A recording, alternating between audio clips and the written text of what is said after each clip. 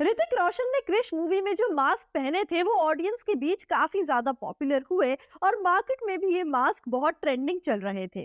पर एक्चुअल में जब फिल्म शूट हो रही थी तब डायरेक्टर्स ने ऐसे 50 मुखौटे बनवाए थे। लेकिन जैसे ही ऋतिक रोशन ने इस मास्क को पहना और वो शूटिंग करने निकले, ये पिघलने लग गए क्योंकि ये वैक्स से बने थे। अब डायरेक्टर्स के पास इस मास्क को किसी और मटेरियल से बनाने का ऑप्शन भी नहीं था, क्योंकि वैक्स के अलावा किसी और चीज में वो फिनिशिंग टच आ ही नहीं रही थी। और इसीलिए उन मुखौटों को पिघलता हुआ देखकर डायरेक्टर्स ने और भी कई सारे मुखौटे बनाने का ऑर्डर दिया। और जब तक क्रिश फिल्म बनी तब तक डायरेक्टर्स ने देखा कि मूवी में कुल 600 मास्क लग चुके हैं। बता दें कि इस बार ऐसा पॉसिबल है कि ऋतिक रोशन क्रिश 4 फिल्म के लिए अपने नए मुखौटे बनवाए, जो कि एनिमेटेड होंगे, और ऐसा पॉसिबल है कि उनमें कुछ डिजिटलिज्म भी एडेड हो। इसके साथ ही इस बात की भी बड़ी पॉसिबिलिटी है कि ऋतिक रोशन फॉरेन के एक्टर्स की तरह क्रिश की एक ऑनलाइन मर्चेंडाइज भी बनाए और फिल्म रिलीज होने से पहले ही ऑडियंस के पास एक ऑप्शन होगा क्रिश की इस मर्चेंडाइज को खरीदने का। इसके साथ ही बता दें कि जब पिछली बार क्रिश मूवी बनी थी तब एक्ट्रेस चित्रांगदा को इसके लिए सबसे पहले अप्रोच किया था और चित्रांगदा ने फिल्म के लिए हामी भर के किक बॉक्सिंग के लेसन लेने भी शुरू कर दिए। अब ऋतिक रोशन को तो फिटनेस वाले लोग वैसे ही बहुत ज्यादा पसंद है, और जैसे ही उन्होंने चित्रांगदा का ये स्पोर्टी लुक देखा वो तो उन पर फिदा ही हो गए थे। ये बात है साल 2013 की, और 2014 में ही उनका अपनी वाइफ सुजैन के साथ डिवोर्स हो गया था। ऐसा माना जाता है कि सुजैन और ऋतिक रोशन के डिवोर्स में चित्रांगदा का भी एक बहुत बड़ा हाथ है। हालांकि इसके कुछ समय बाद ही चित्रांगदा को फिल्म से रिप्लेस कर दिया गया था, और इसके बाद चित्रांगदा और ऋतिक ने कहा कि उनके बीच ऐसा कुछ भी नहीं है और छोटी मोटी अट्रैक्शन तो चलती ही रहती है। कोई मिल गया यकीनन बॉलीवुड की one of the most special films है, और राकेश रोशन ने इसकी स्क्रिप्ट पर काफी ज्यादा टाइम बिताया था। असल में हुआ ये था कि राकेश रोशन को एक हॉलीवुड डायरेक्टर ने कहा कि हॉलीवुड मूवीज का लेवल हमेशा ही बॉलीवुड से बहुत ऊपर रहेगा, और राकेश रोशन को ये बात काफी ज्यादा हिट हो गई थी। और इसके बाद उन्होंने इंग्लिश मूवीज देखना स्टार्ट किया, देखा कि आखिर कैसे हॉलीवुड धीरे धीरे प्रोग्रेस कर रहा है।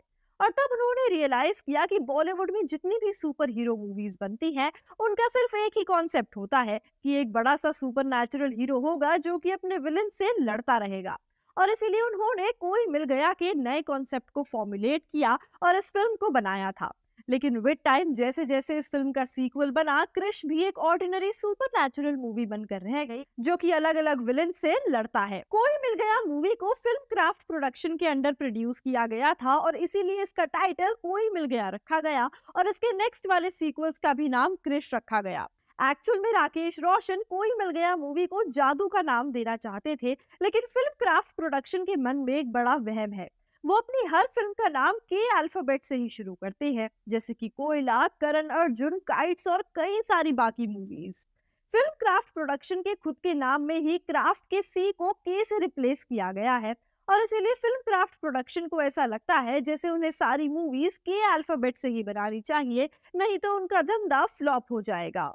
ऋतिक रोशन क्रिश मूवी की ट्रेनिंग के लिए स्पेशली चाइना गए थे, और जिन मार्शल आर्ट्स को प्रैक्टिस करने में लोग सालों लगा देते हैं, उन्होंने अपने ट्रेनर्स की मदद से उन आर्ट्स को सिर्फ 25 दिनों में मास्टर कर लिया था।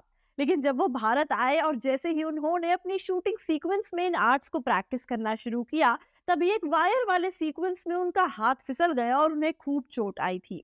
इसके बाद मूवी के डायरेक्टर्स ने ऋतिक रोशन से साफ कहा कि वो नॉर्मल एक्शन सीक्वेंसेस मूवी में करें तो उनके लिए बेहतर होगा, और इन मार्शल आर्ट्स को थोड़ा साइड ही रख दें। लेकिन ऋतिक रोशन ने किसी की एक नहीं सुनी, और उन्होंने अपना रेस्ट लेने के बाद शूटिंग सीक्वेंस में कम बैक किया, जिसके बाद दोबारा से इन मार्शल आर्ट्स की काफी सारी प्रैक्टिस की और फिल्म में इन्हीं का यूज किया। इस बार जब क्रिश 4 रिलीज होने वाली है तब इस बात की बड़ी पॉसिबिलिटी है कि ऋतिक रोशन हांगकांग में जाकर फिल्म के लिए ट्रेनिंग ले। इसके साथ ही खबर तो इस बात की भी है कि ऋतिक रोशन मूवी में नॉर्मल एक्शन की बजाय एरियल एक्शन करते नजर आ सकते हैं। एरियल एक्शन आजकल बॉलीवुड में काफी ज्यादा पॉपुलैरिटी हासिल कर रहा है, और अगर बॉलीवुड का सबसे बड़ा सुपर हीरो ही इस एक्शन को फॉलो ना करे तो फिर क्या फायदा इस बड़े ट्रेंड का। दोस्तों, अगर सच में ऋतिक रोशन अपनी मर्चेंडाइज को सेल आउट करें तो क्या आप इसे खरीदने में इंटरेस्टेड होंगे? हमें कमेंट्स में जरूर बताइएगा। और ऐसे ही और इंटरेस्टिंग अपडेट्स के लिए जुड़े रहिए हमारे साथ, और सब्सक्राइब करें हमारे चैनल बॉलीग्राफ स्टूडियोज को।